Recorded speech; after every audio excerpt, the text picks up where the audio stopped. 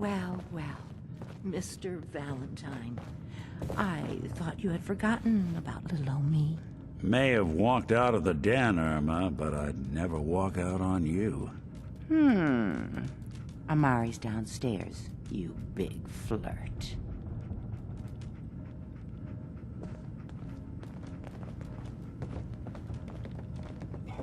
Here for Amari? She's downstairs. Elf. What? I wouldn't have put it quite that way, but it's true. We need a dead man's memories. Guy named Kellogg. Are you two mad? Putting aside the fact that you're asking me to defile a corpse, you do realize that the memory simulators require intact, living brains to function. Please. Nick told me you're the only one who can make this work. This dead brain had inside knowledge of the Institute, Amari. The biggest scientific secret of the Commonwealth. You need this, and so do we. Fine. I'll take a look. But no guarantees. Do you have it with you? Here's what I could find. What's this? This isn't a brain. This is... Wait. That's the hippocampus. And this thing attached to it? A neural interface? Those circuits look awfully familiar. I'm not surprised. From what I've seen, all Institute technology has a similar architecture. Go on, Doctor. Mr. Valentine is an older generation synth. But Institute technology being what it is, the brain implant could fit him. But that's an incredible risk to take. We're talking about wiring something to his brain. Don't worry about me, Amari. I'm well past the warranty date anyway. I appreciate this, Nick. You can thank me when we've found your son. All right, let's do this. Whenever you're ready, Mr. Valentine, just sit down. If I start cackling like an old grizzled mercenary, pull me out, okay? Let's see here. I need you to keep talking to me, Mr. Valentine. Any slight change in your cognitive functions could be dire. Are you feeling any different? There's a lot of flashes. Static. I can't make sense of any of it, Doc. That's what I was afraid of. The mnemonic impressions are encoded. It appears the Institute has one last failsafe. There's a lock on the memories in the implant. Tell me you have a way past this, Doc. Let me think. The encryption is too strong for a single mind. But what if we use two? We load both you and Mr. Valentine into the memory loungers. Run your cognitive functions in parallel. He'll act as a host, while your consciousness drives through whatever memories we can find. All right. Let's get started. Just down over there, and keep your fingers crossed. See you on the other side.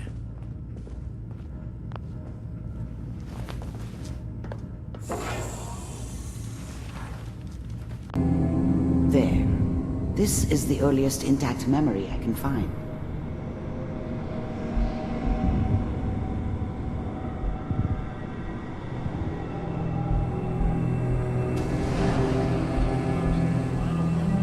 Turn down the goddamn radio.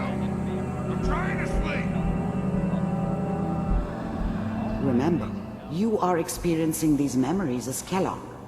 This may prove disorienting at first.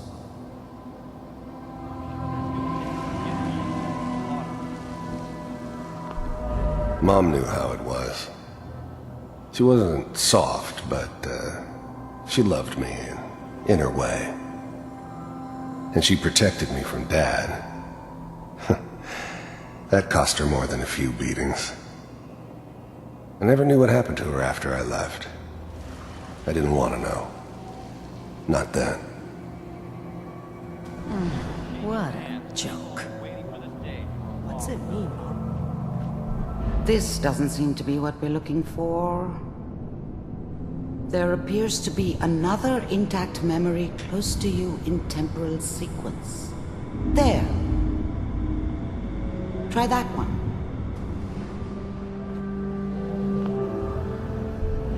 thing about happiness is you only know you had it when it's gone. I mean, you may think to yourself that you're happy, but you don't really believe it. You focus on the petty bullshit or next job or whatever. It's only looking back, by comparison with what comes after, that you really understand that's what happiness felt like. It's gonna be fine. You'll see. But we don't know anybody here. And now, with the baby? Let's keep looking. I'll connect you to the next intact memory. How did you think this was gonna end, Kellogg? You thought you could just fuck with us, and we wouldn't fuck with you? Just so you know, they died like dogs. And you weren't there to help them.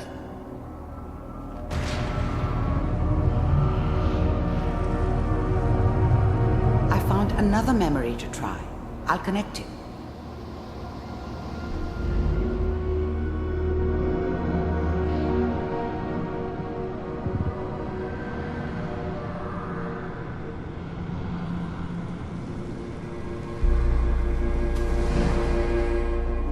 Mind if we sit down? Suit yourself.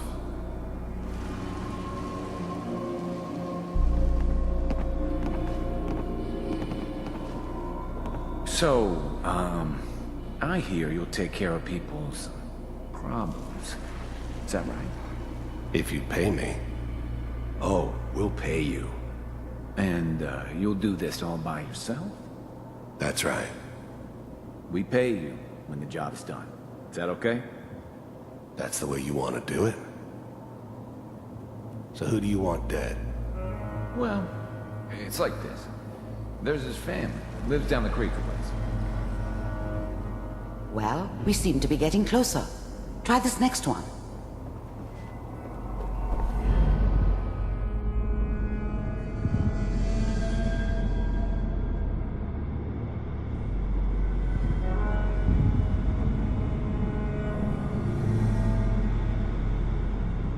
Mr. Kellogg, I'm glad you decided to meet with me. So, you're with the Institute. I wanted to see for myself if you really existed. We do, as you can see. What do you want? It's come to my attention that you've been rather disruptive of our operations lately. This must stop. I do what people pay me to do. If that's a problem for you, I can see only one way out. And what's that, Mr. Kellogg? If I'm working for you, there's no more problem. From what I hear, you can afford me. I don't think you fully understand the situation you're in. I think I do. Very well. B-748, initiate.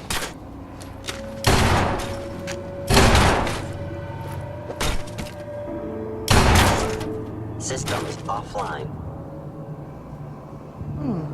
Impressive. We may have something to talk about after all.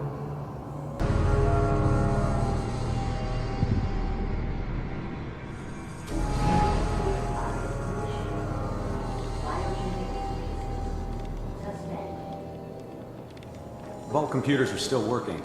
That's good. Checking through the logs. Hopefully it's all... Just find it. Pod C6. Down the hall near the end.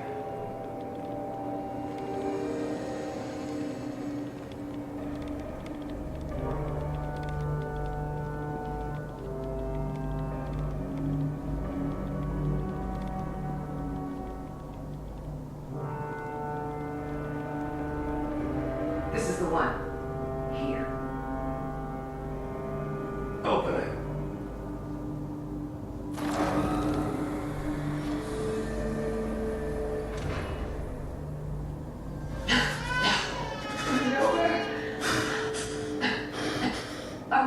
Almost. Everything's going to be fine. No.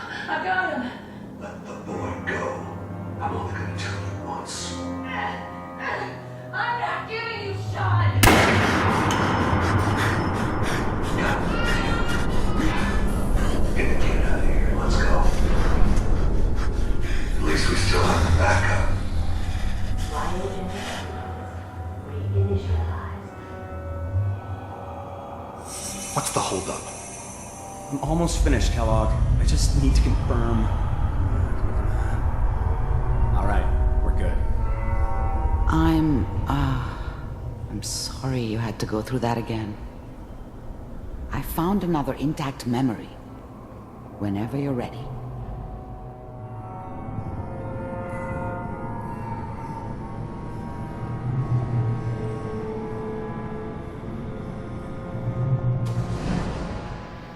Is that your son?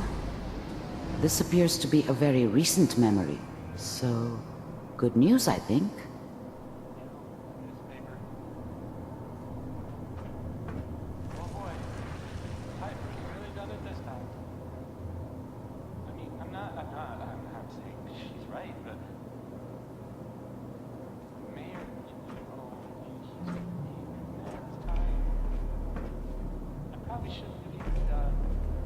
Kellogg. It's okay. One of these days you're gonna get your head blown off just barging in here like that. Minimizing my exposure to civilians is a priority. Forget I said anything. So what's the big crisis this time? New orders for you. One of our scientists has left the Institute. Left? As in? He's gone rogue. Name's Dr. Brian Virgil. We know he's hiding somewhere in the glowing sea. Here's his file.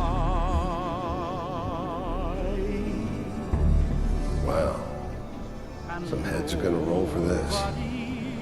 Capture and return, or just elimination? Elimination. He was working on a highly classified program. No kidding. One of the top bioscience boys? Damn. So, I guess you're taking the kid back with you. Affirmative. Your only mission is to locate and eliminate Virgil. You're taking me home to my father? Yes. Stand next to me and hold still. Okay. It's all over, but the dreaming.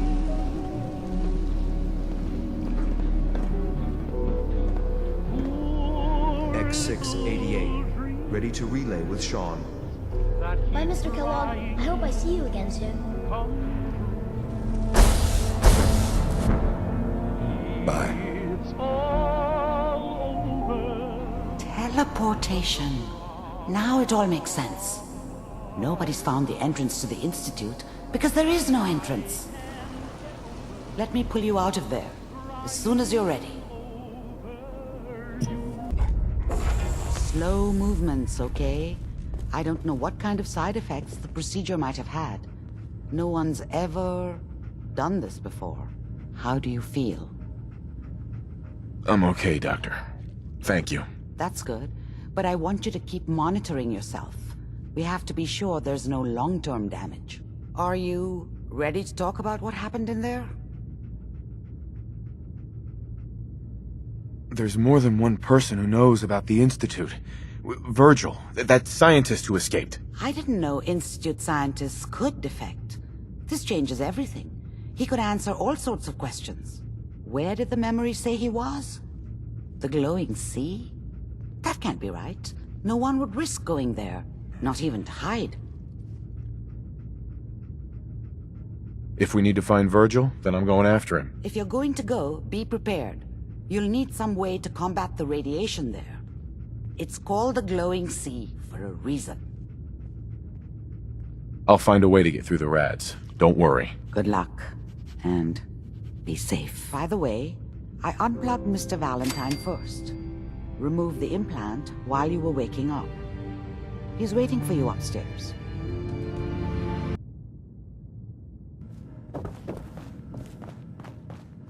Nick. Hope you got what you were looking for inside my head. I was right. I should have killed you when you were on ice. Kellogg? Is that you? What? What are you talking about? You sounded like Kellogg just then. Did I? Huh. Amari said there might be some mnemonic impressions left over. Anyway, I feel fine, so let's get going. Or I could head back to Diamond City, since you've got company already. Uh-huh. I'll see you around, Nick. Good luck out there. You know where to find me.